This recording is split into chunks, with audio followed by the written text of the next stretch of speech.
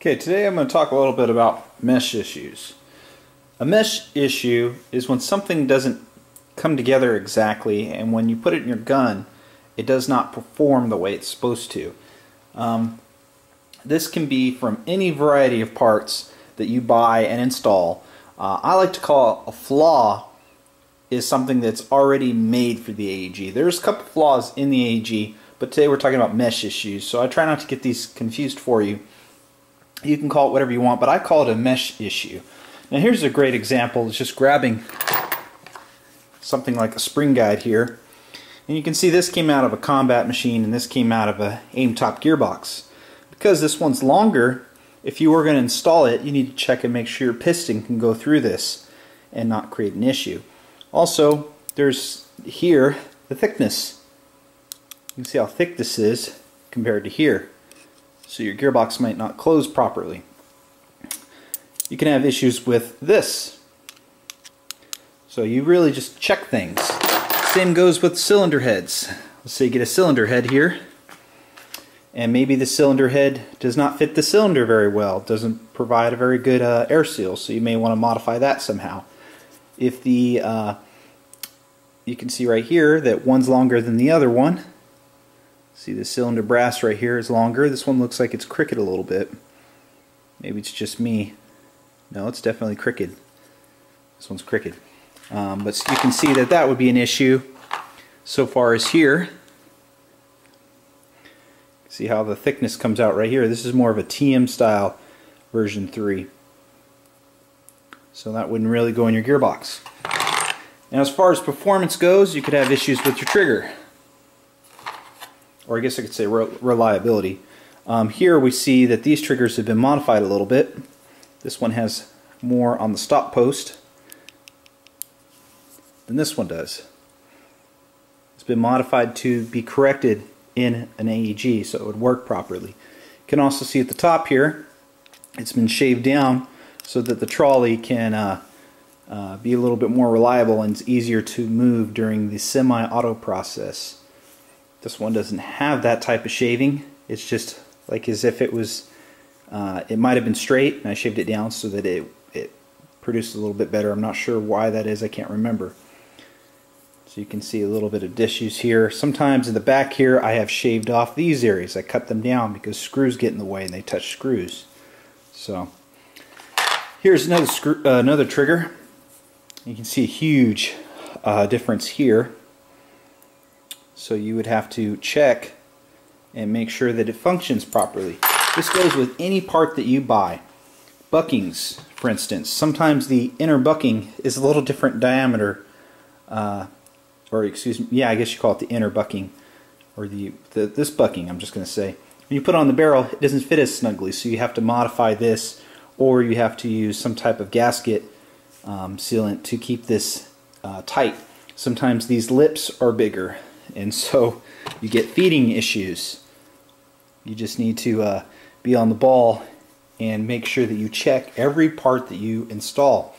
So if you get an AEG and it doesn't work, brand new and you bought it, those are flaws within the gun. It could be a manufacturing process, could be a part broken, but I call this mesh issue. You buy something to upgrade your AEG and it does not perform to the same way it should, or better. So we go here, let's look at right here, this is a Selector plate for a garter, or Marui type M16, M4 I guess. This is just a spare, and here we can see a whole bunch of different tap-up plates that I have kept. And some differences in the tap-up plates I've had is they'll have thickness right here or something blocking. They'll be rounded. Some of them are just rectangle. They just come to a point, boom, stop with an edge and just go straight up. And some of them have a longer length and some of them are more width. You can see this is definitely not as much width as this one. What also helps is having a caliper to check little signs of differences between the parts. But one thing to note is to always hand test the part in the gearbox. I suggest that because if you hand test the part, you can see if it works visually. Therefore, before you even pull the trigger, you know if that part's going to work or not. So you'll have a selector here that may have this a little too big or a little too small, maybe at the wrong proportion. I've taken these, shaved this down. This one looks like it might have been shaved down for me. I've shaved down these areas. I have done other parts been shaved down on some of these just to make it function properly when installed. Cutoff levers. Done it for cutoff levers. Sometimes the cutoff lever is too long, or the arm doesn't function the same way because they are not the same size or the same angle. There can be numerous differences, so you need to check them yourself. Check the part with all the other parts, make sure that it meshes together, that everything that touches this, that functions with this, maybe the spring doesn't go on here well enough. You need to check that. So you can see there's various things in here. This goes with any parts. I mean, your hop-up units, hop-up chambers can have various differences too. Let's see, from here, one could be bigger, taller. One could be longer. These two, oh, sorry about that. These two are pretty similar. I've had these fins too long where I've had to make modifications here, cut these down, too wide, too big, cut them down so they go in there.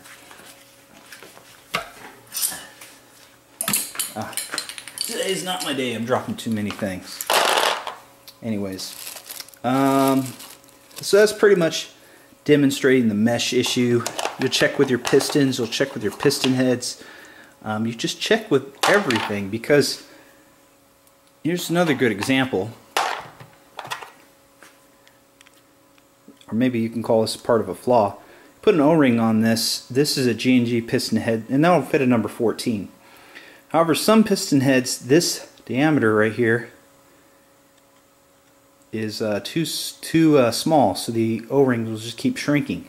Some of the piston heads are perfect, so it doesn't really shrink much at all. So you can see you can mix up a lot of parts, but everything you want to mix, you want to make sure that you check. This is not my only parts box, but this has some various parts in it. Sometimes I've had to switch out the universal latches because they don't work properly, they're too long. Basically precise stuff. Now if this is all done right, you will make a perfected AEG, because it will be very reliable and it won't have mesh issues. So that's what mesh issues are in my book. Now you've seen it, explained it, and learned from it.